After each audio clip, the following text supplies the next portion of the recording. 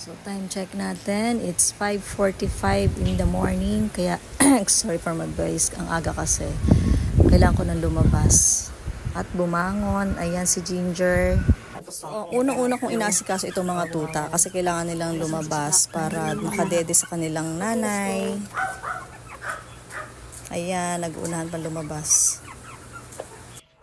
And after nilang dumede, ayan, nagmamap na ako ng kanilang wiwi. Nagdakot na rin ako ng pupo nila. Okay guys, good morning ulit. Kakagising ko lang at inaantok-antok pa ako. But pagdating na ng alas 6, nag-iingay na kasi yung mga alaga ko. So I have to get up. So ayan na yung mga nakasama namin sa room. Lalabas na kami. Pupunta na kami dun sa Kubo.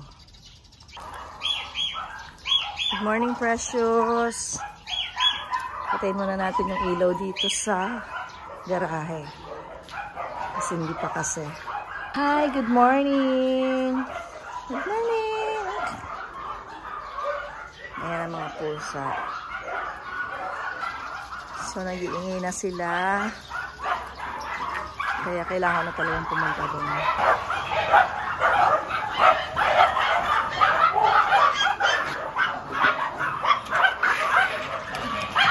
Nagwawala ng mga alaga ko.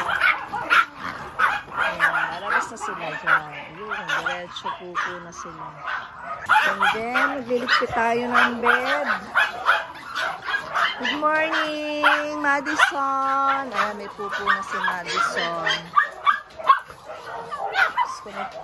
Busy ng mga pupo na. Kailangan ko pang dakutin yan.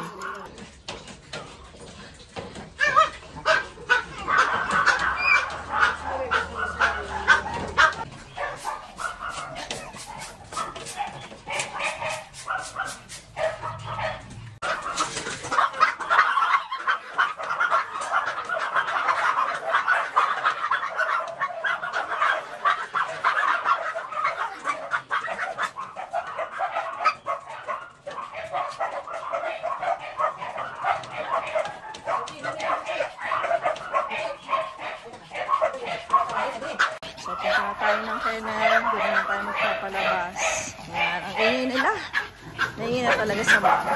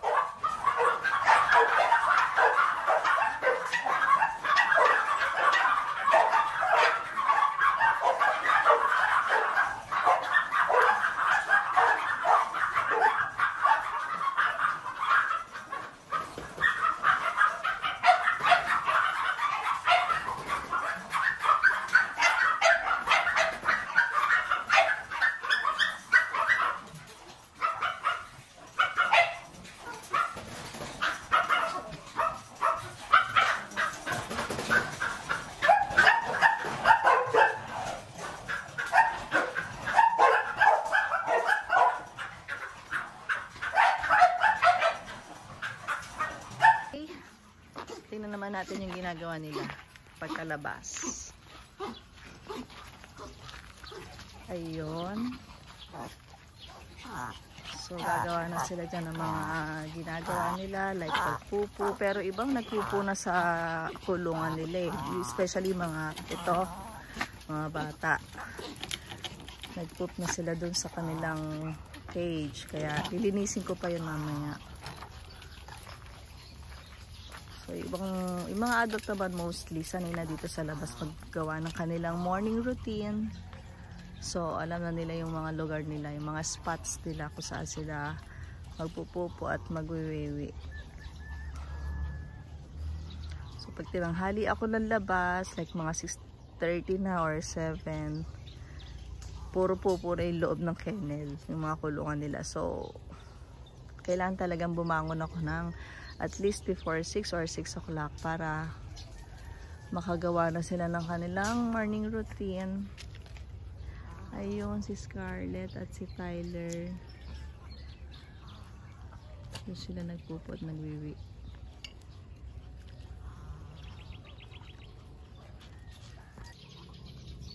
So ito nga, may dala na akong walis at dustpan. Magdadakot na ako ng kanilang mga pupo. Kailangan talagang dakutin kasi gagawin nilang treats yan or maaapakan ko. Yun lang ang dalawang bagay na dahilan kung bakit kailangan kong walisin ang kanilang mga dumi.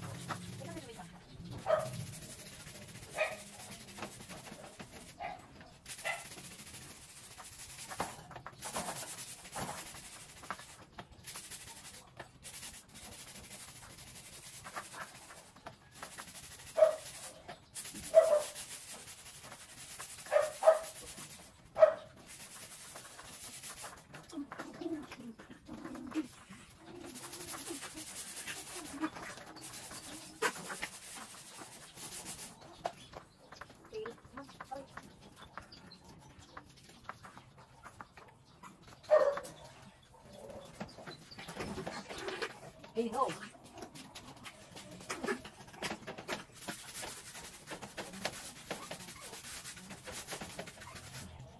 How do I live without you?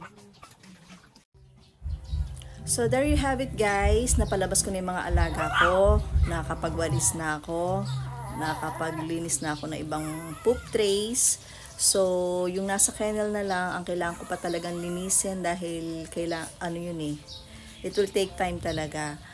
And by this time, by this hour at around 6:52, pwede na ako magkape. So after ko magkape, yon, mag-start na naman ako magpakain sa kanila. Mga around 8 o'clock siguro yun after mag-brush ni Jowa dun sa loob ng kennel, mag power spray. So pagkatapos siya mag-power spray, dun pa lang ako pwedeng magpakain para malinis na.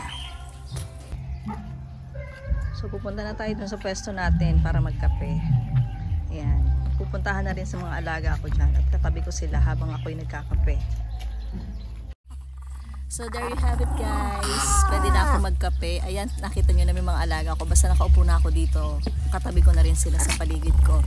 Anyway, thank you for watching. I hope nagustuhan niyo po ang aking video for today. And please don't forget to like and subscribe to my channel if di pa po kayo nakasubscribe. Thank you. Bye. Have a good day everyone. Bye.